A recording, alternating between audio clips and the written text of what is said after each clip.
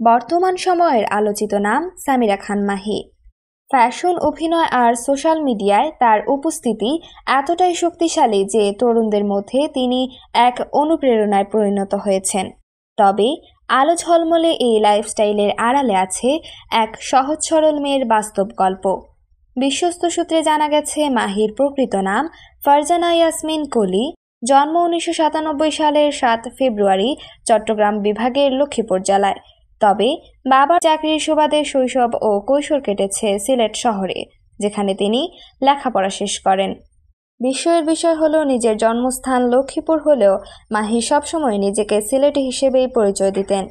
বন্ধু বান্ধব থেকে শুরু করে বিভিন্ন সাক্ষাৎকারে তিনি গর্বের সাথে বলেছেন, আমি সিলেটের মেয়ে। 2014 সালে একটি রিয়েলিটি শোয়ের মাধ্যমে মিডিয়া যাত্রা শুরু করেন সামিরা। এরপর নাটক, বিজ্ঞাপন ও মিউজিক ভিডিওতে একের পর এক কাজ করে তৈরি করেন নিজের পরিচয়।